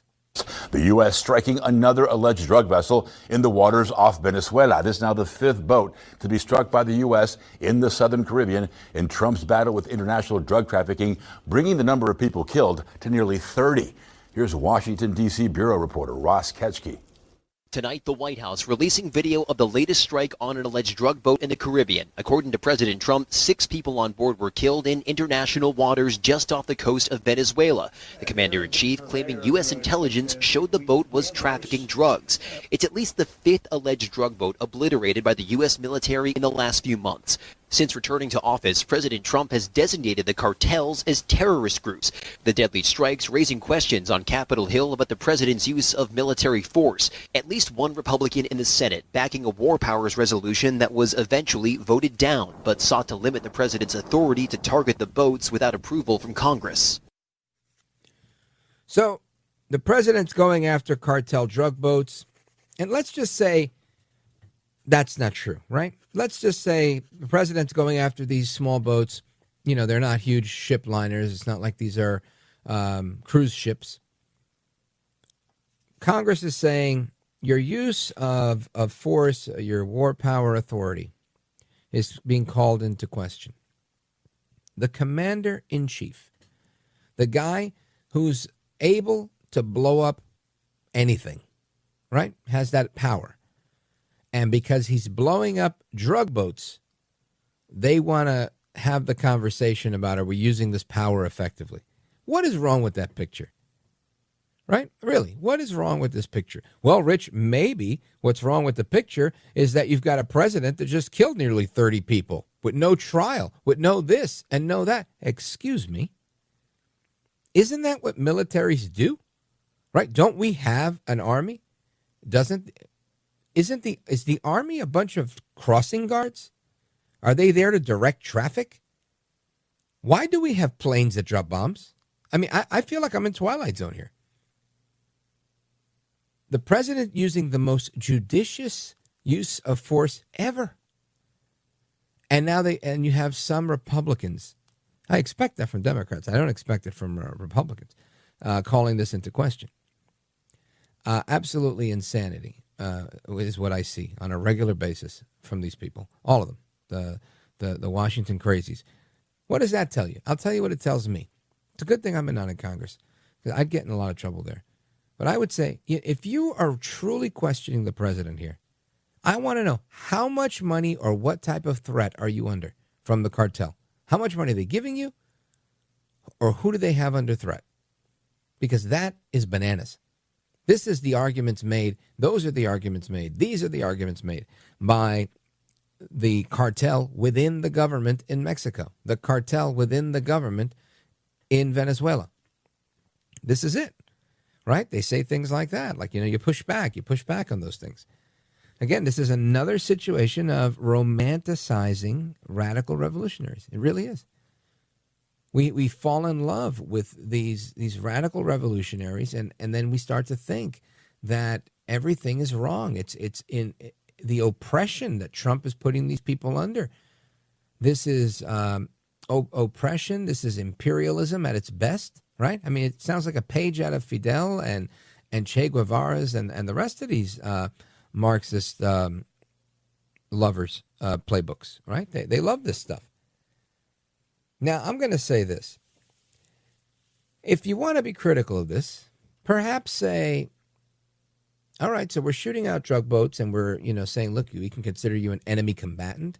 These are all new things that make a big difference in this war against America by way of narcotics. I get that. But the cartels are business people, right? They're very organized. And they have a job that they have to do. I'm not defending their right to exist or anything like that. I'm just saying that this is what they do. So if I'm a cartel guy, or if you're a cartel guy, what do you do? Right? What's the angle that we want to take? I can tell you the angle I'm going to take. I'm going to say, all right, keep cranking out these boats at a pretty frequent or infrequent speed. And just fill it with baby powder. Fill it with flour. I don't know. Do whatever you got to do. But just keep those boats going. While we got those boats going over here, we're going to send, truckloads of this stuff. It's going to take us a little longer to get there. But we're going to send this over here. We're going to smuggle it over there. And then we're going to try and bring it. And we're going to see what we can do to get it across the border. And if we have to go all the way up into Canada, we will. Because, those guys up there, they're not that great. And they don't really like Trump anyway. They don't even like Americans. And, maybe that's what's going on. I don't know, but that would likely be the angle I would take. Try to outsmart these guys by giving them a constant feed, or forget filling it with flour or baby powder. Just send them a decoy shipment. Send this while we're, taking 10 trucks over there. They're getting one boat over here. I mean, this has been the MO of the cartels forever and a day. Now, I'm not saying they're outsmarting anybody. I'm just saying to sit here and accuse Trump of anything because he's shooting at boats. Come on. Listen, so much worse has happened. This is not something that I think we have to call into question. Is the United States allowed to defend itself against people that the government now considers narco-terrorists that are against this country? They're enemies of this country. I mean, that makes sense to me. But hey, what do you know? What do I know, right? Anyway, that's that. Then Charlie Kirk. Charlie Kirk today awarded the Presidential Medal of, was that Freedom, I believe? And he was awarded it posthumously. His wife, Erica, was there to receive it. And what a tower of strength this woman is. Really, really a class act. I think she's got an incredibly bright future ahead of her. We have a clip of Erica Kirk with President Trump earlier today. Check this out. Go ahead. Erica, your love and courage have been an inspiration to all of us, and we will always be here for you, and we're always going to be here for you. The very existence of the Presidential Medal of Freedom reminds us that the national interest of the United States has always been freedom. Our founders etched it into the preamble of our Constitution, and those words are not relics on parchment. They are a living covenant. The blessings of liberty are not man's invention, they are God's endowment. Charlie lived for those blessings, not as abstract words, but as sacred promises. He used to love to journal about this topic all the time, and with such a heart postured of gratitude. And he believed that liberty was both a right and a responsibility. And he used to say, freedom is the ability to do what is right without fear. And that's how he lived. He was free from fear. He was free from compromise, free from anything that could enslave his soul. His name, Charles, literally means free man. And that's exactly who my husband was. He was a free man. Again, the widow of Charlie Kirk, Erica Kirk, receiving the award on his behalf. Kudos to her and everybody over at Turning Point USA. Amazing work that they're doing. And I want to continue to our discussion, right? To have our discussion. There's a lot of things I want to talk about. I've been criticizing the radical left on a number of issues. But there's something I want to get to. I saw this article yesterday, a couple of articles, talking about this thing called Bluetoothing. And I thought, Bluetoothing, what's that? As I read more, Bluetoothing, known as hotspotting in some areas, has nothing to do with wireless connectivity. In fact, it's a street term for what some patients, or what I should say, what some addicts are doing to get high, like a secondhand high. Crazy stuff, right? They're swapping blood because the blood is, if the person gets high, that it's running through their bloodstream, then they're then swapping this blood. It's an amazingly crazy thing. But this thing is spreading in places like Africa, Fiji, and other places. And this is wild. And of course, with that comes the spread of diseases like HIV. So this happens to be HIV Awareness Month. And I didn't know that, but somebody sent a request to be on the show to talk about HIV. And I thought, why on earth would I talk about HIV? And then I kept reading it, and then it said, oh, because this is Awareness Month. And I thought, this is not something I'm looking to really spread too much awareness about. I think everybody knows about. If you're at least my age, you remember the AIDS epidemic in New York City in the 80s. How much more could I add to that? But I thought this was an interesting story, and I said, let's see if one of the doctors that frequent our program would come and talk to us about it. And in a moment, we're going to do just that. So keep it locked right here. Our guest scheduled to join us, Dr. Josh McConkey, coming up. This is America at Night with Rich Valdes.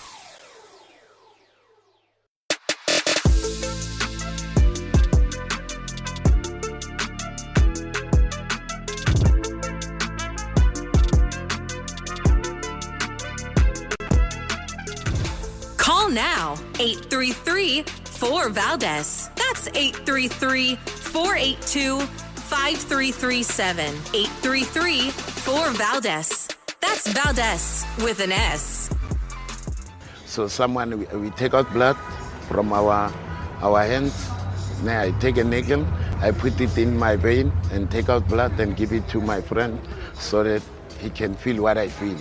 Bluetoothing, the latest method in shooting up heroin. The desired effect is a small high, diluted after the drug has already made its way through the first user's veins. But this method poses a number of health risks. It's going to get worse. That's common sense, because if this is real, this is probably the most effective way. Sharing a syringe is the most effective way to get HIV, right? You're 15 times more likely to contract the virus by sharing a needle and syringe than through penile and vaginal sex, unprotected. So it's still like the most direct mode of transmission. Now you add blood into the equation, depending, I suppose, on circumstance or what's happening. Yeah, it's scary, it's frightening. It's a risk, I know, but drugs is, you don't care about anything, you just want the shot. So you heard that right, ladies and gentlemen. Again, that report on this process called Bluetoothing or hotspotting from Eyewitness News. Very, very wild stuff, right? People sharing blood in order to get high because the other person is high on this blood, secondhand high. Now, obviously, this presents a number of problems, not the least of which is people are dumb enough to do this. But the health repercussions that come with it, I want to get into that with our guest. Dr. Josh McConkey is Lieutenant Colonel, right? I think that's right. Colonel in the Air Force, and running for Lieutenant Governor of North Carolina, board certified ER doctor, and the author of a book we've had a great conversation about called Be the Weight Behind the Spear. Dr. Josh McConkey, welcome back, sir. Oh, thank you very much. Always a pleasure, Rich. Thank you.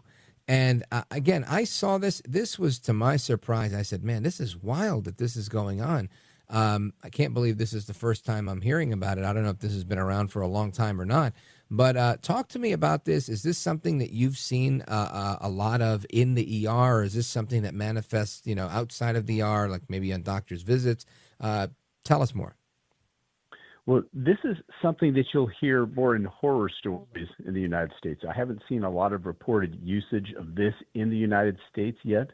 It's really grabbed a foothold in Africa and some of the Pacific Rim nations like Fiji. And I've worked overseas. I've boarded in Australasia. I have had some New Zealand colleagues that have, run into some of these issues. But it's extremely alarming. And I'll tell you, with 23 years of the practice of medicine as an emergency doctor, this is probably the craziest thing I've ever seen. Yeah, I thought it was wild.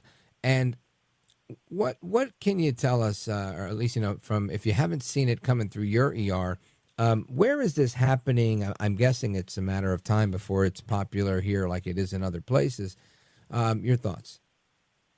So in extreme impoverished nations, they're using it as a way to get a secondary high.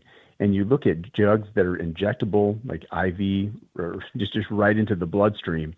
It's incredibly dangerous, and they don't get as much of a high as they think they're going to get from that. There are a lot of reports that it may even be just simply placebo.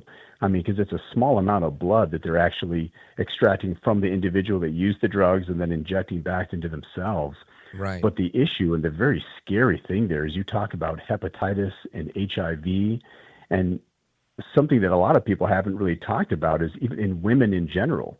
If you have a different blood type, when you talk about like the positive and the negative for blood type, right? So the RH factor in your blood, if someone is an RH negative individual and they inject blood like that into themselves that has RH positivity, you have some massive sensitivity reactions, and it might even it might prevent them from having babies in the future because your body reacts to that. It's very alarming. Wow. That's wild stuff. Amigos, we're on with Dr. Josh McConkey, excuse me. He is a colonel in the United States Air Force, board certified emergency physician. And this is, again, just very wild stuff. Now, talk to us about, I guess, mitigating this. Is this one of those things where it's education, where you tell people, hey, listen, if you're an IV drug user, don't use your friend's needle, don't use your friend's blood? Because, again, I think the argument that I've heard, at least from the left, has been we need to make injecting very safe for addicts. We need to give them safe injection zones. We need to give them clean needles. If you give them all the clean needles in the world, taking the infected blood of another person isn't going to help, is it? Yeah, and this is where you'll see some of the cities like Portland that have just descended into absolute and total chaos. I served there with the 304th Rescue Squadron, and that city has completely lost its mind. So they've decriminalized it. They're handing out needles, and just it's the sheer stupidity. Number one, I guess it's not illegal to be stupid, but just the dangers, the public health risks that poses. It's it's just incredibly shocking and so dangerous. Well, Doc, I want to continue our conversation. I want to hear about what's going on the campaign trail. Plus, there's a couple other medical questions that I want to get a response from you on. A bunch of things coming from RFK and the Department of Health and Human Services. So stick with me. Amigos, we continue our conversation with Dr. Josh McConkey. He's a candidate for lieutenant governor in North Carolina. And he's a colonel in the United States Air Force, ER doctor, and the author of the book, Be the Weight Behind the Spear. All of that and more coming up, plus your calls, 833-482-5337, 833-4-VALDES. Don't go anywhere.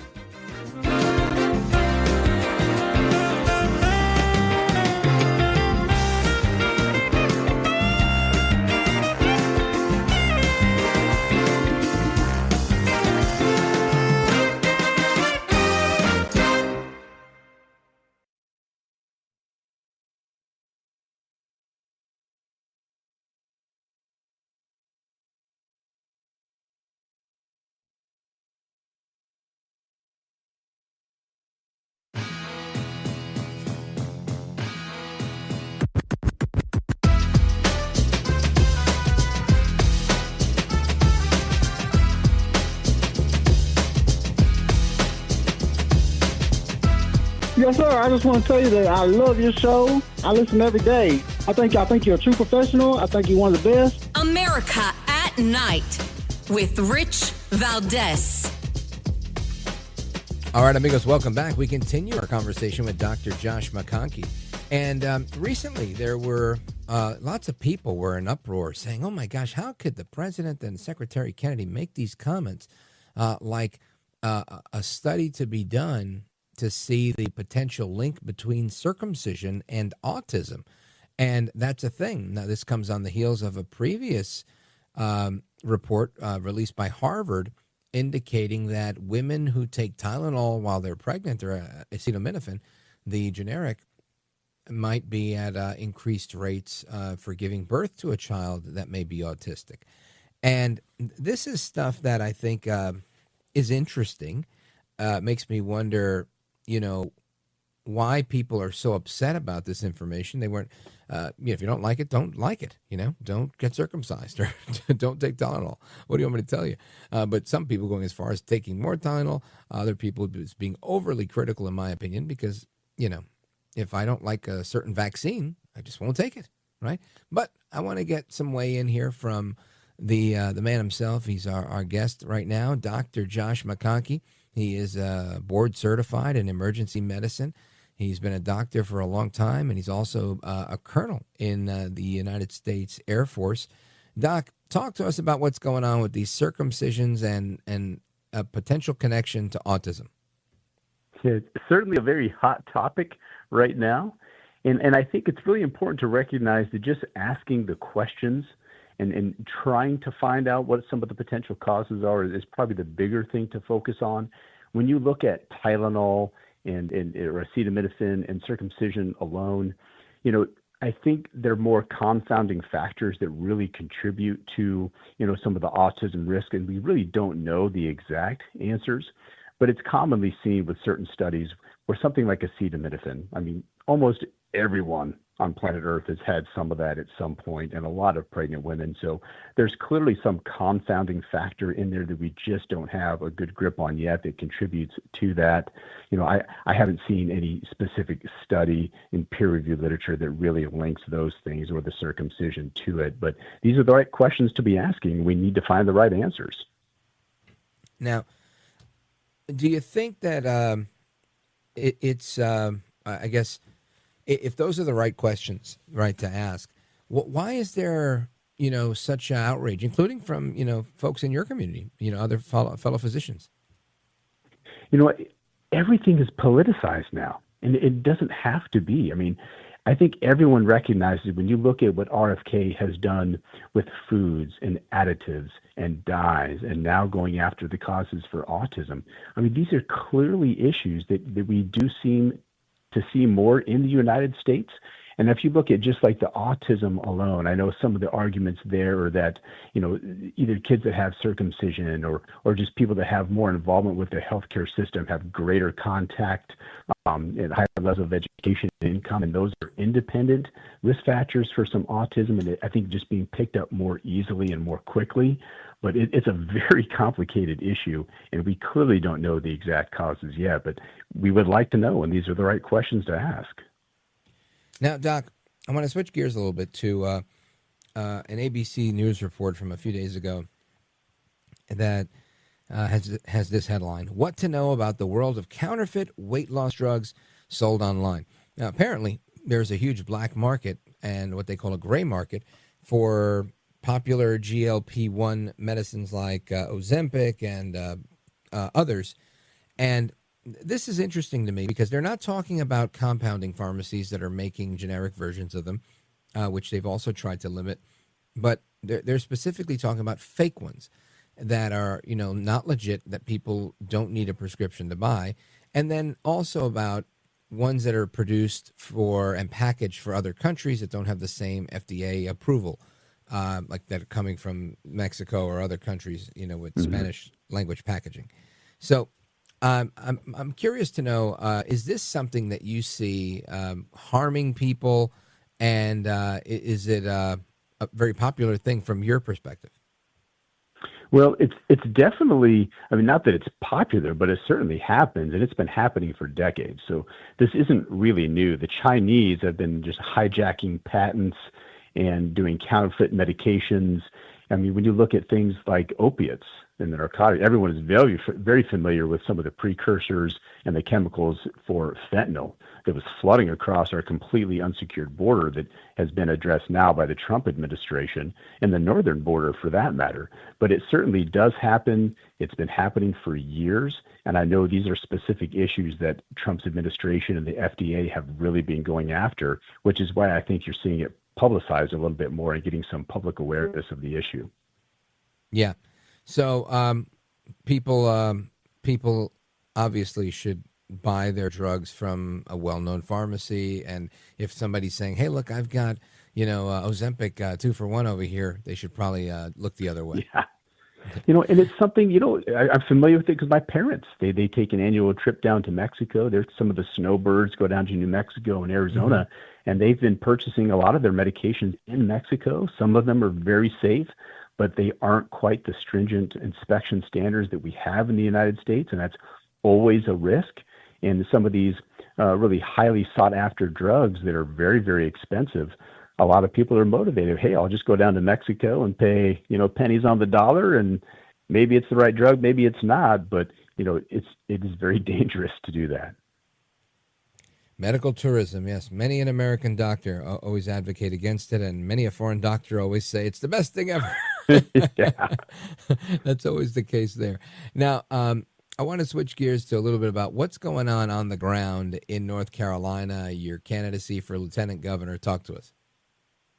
So I think everyone is very, very familiar with the Irina Zarutska case.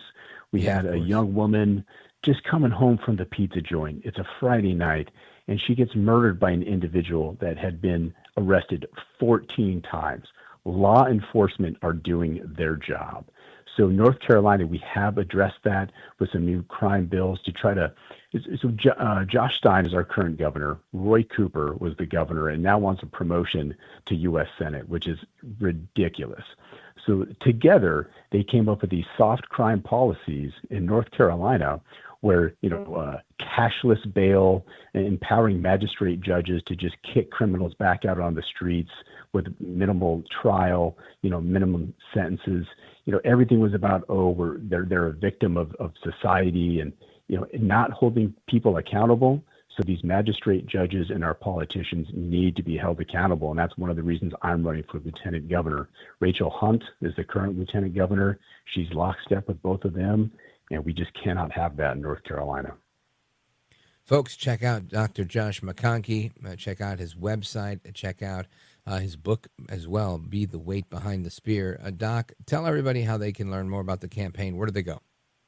Yes, thank you very much. We are definitely stronger together. If you go to StrongerNC.com, StrongerNC.com, I'd love to have you join my team. Outstanding. Stronger NC, like North Carolina, StrongerNC.com. Dr. Josh McConkey, you are a gentleman, a scholar, and a patriot. Thanks for being here, sir. Yes, sir. God bless. You too. God bless. Amigos, we continue with your thoughts, your calls, your reactions, and so much more. Don't go anywhere. This is America at Night with Rich Valdes. Call now, 833-4-VALDES. That's 833-482-5337. 833-4-VALDES. That's Valdes with an S.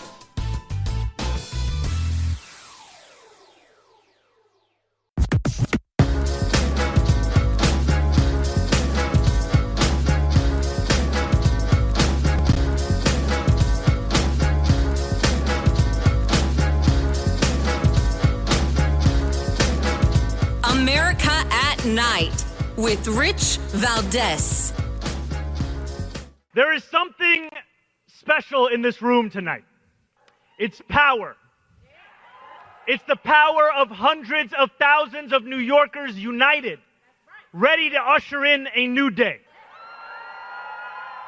It is the power of a movement that won the battle over the soul of the Democratic Party. That is Zohran Mamdani. And let me tell you, truer words haven't been spoken, right? He says there's something in his room tonight. It's power. The power of the movement that won the battle for the soul of the Democrat Party. Wow. The commies are taking over. Right now, it's I guess, unfair to call him a communist because he's using democracy to take over, not revolution, right? So I think this makes him a Fabian's school of communism type of communist, right? They were the ones that said, we can still be Marxists. We can still espouse the Communist Manifesto without the revolution by taking over every aspect of society. And voila, he's like the embodiment of it. So all I could say is today Javier Milei met with President Trump in the White House. I want to talk about Argentina. Argentina is an interesting case study. It has a chance, a fighting chance, to break away from the leftism that has plagued South America. Will it? It did. Will it maintain? I don't know. I'm going to dig into that a little bit more tomorrow. But tonight, I want to hear from you. We the people. Here's the phone number, 833-482-5337, 833-4-VALDES. We call it Open Phone America. Open Phone America is one of those things that predates me by a lot. The late, great Larry King, who handed off this show to the late, great Jim Bohannon. These guys combined did that stuff for 45 years, taking calls from all parts of this country on all topics. No holds barred. Go for it. Just don't break the FCC rules and curse or anything like that. And I'm honored to do it with you tonight. We're going to make radio magic. Let's go to the phones. I like to go overseas. Not really overseas, though, but out of the country. Let's go to Montreal, Canada. Check in with our buddy Tony, pirating the show on WVMT out of Vermont. Tony, go right ahead. All right, let's try somebody else. If Tony's not there, let's do the other call. Let's go to the caller line 1. Let's go to Steve. Steve is in Atlanta, Georgia, WGKA. Go right ahead, Steve. Mr. Valdes, thanks for taking my call. Yes, all right, so, when you were talking right before, you were introducing him, and then you said that this doctor, right? And then you said that he wrote a book about the epidemic of AIDS, right? No. I said most of us know about the epidemic of AIDS if you were around. He wrote a book about being your best self. Okay. He sounds a lot better now. Okay. So epidemic, just so you misuse the word, an epidemic is not AIDS. Well, you brought up AIDS, didn't you? I thought you did. Am I wrong? I said that it was anybody around who saw the epidemic of AIDS. They know all about HIV. So HIV and AIDS is not an epidemic. It doesn't qualify as an epidemic. Not today, but it did in the 1980s. That was the reference. Oh, did they change the definition of epidemic? No. It's not an epidemic. It is an epidemic. It's for like a geographical location according to its definition. Yeah, and New so York City. Are you not listening? A bunghole and a penis is, Sir, geographic. Let me know when it's my turn to talk. I don't hear you. Oh, your turn. I'm sorry. Your turn. Thank you. I said anybody who was alive in the 1980s who saw the epidemic of AIDS in New York City. Epidemic. Speak up. No, it's not an epidemic. Why not? It's not an epidemic. Well, you say New York City, but Fauci said it was an epidemic across the entire world. Who are you talking to, Fauci or me? You, because you called it an epidemic. It doesn't qualify as an epidemic. What is the epidemic? What is the definition of epidemic? It's not geographic. It's not Sure geographic. It was a particular type of person who does a particular thing. No, sir. It was a widespread occurrence of an infectious disease happening in New York City at the particular time of 1980s. That is an epidemic. Who do certain things, it's not geographic. That's all I'm saying.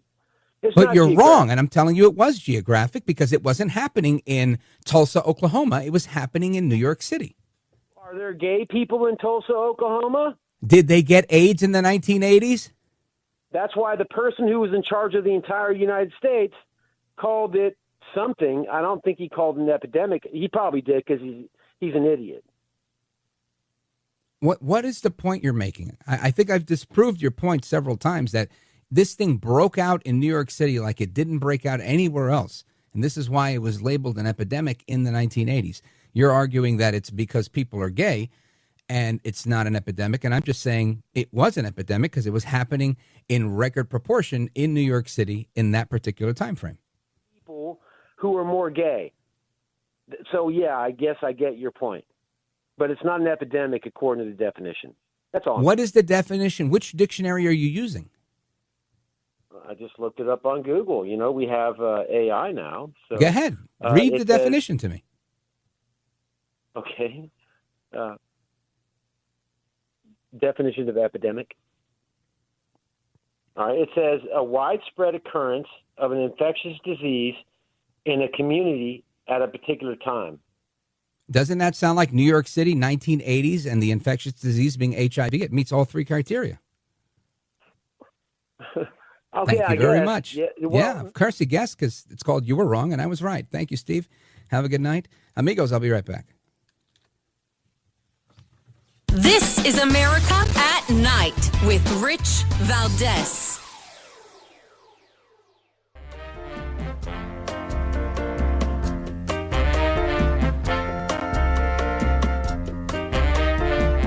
All right, we continue with the phones. Let us go to my guy, Pat in Sedona, Arizona, streaming the show KFNX. Go right ahead, sir. Hey, Rich. Thanks for a great show again. Thank you. I wanted to talk about the nutrition of what we're going under right now. How long can we hang out or hang on against all this craziness like in Chicago? I mean, look at the troops we have in Chicago. Look at the troops we have in L.A. and New York. I don't even know. Is there troops there too now? Or not really. It's not yet. I mean, that's the discussion is whether this guy Mamdani gets elected or not, whether Trump takes a stronger approach there. But listen, I think we're doing what we have to do. Chicago has looked like a war zone for a long time. Just it was the bad guys winning. Now the bad guys are fighting to protect themselves so they continue winning. And again, this is why I think understanding Marxism is important. And if you, I recommend reading the Bible cover to everybody. And once you've done that, you really should read the Communist Manifesto. This is something everyone should read. You need to read this stuff so you understand this, so you don't get fooled by your friends on the left saying it's just about the means of production. It is a lot more than that. And this destabilization is such a big part of what they do. And when you look at me and you say, hey, look, every big city, no, it's not true, every big city. Rudy Giuliani proved everyone wrong when he showed that you can take one of the biggest city in America, New York City, and you can make it the safest city in America. That can be done with the right type of policing, the right type of leadership, the right type of compassion.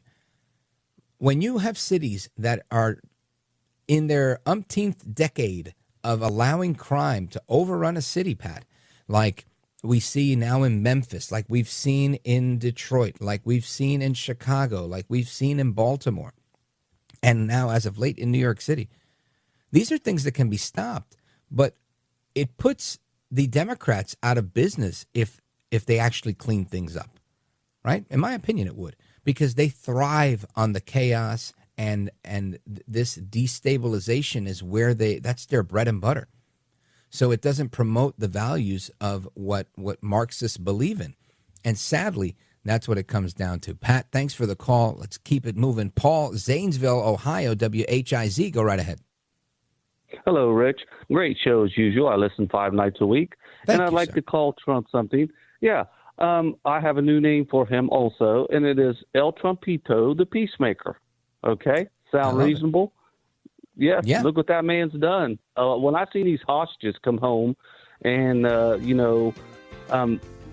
was just, I couldn't, my wife cried Oh, listen, I think a lot of people cried.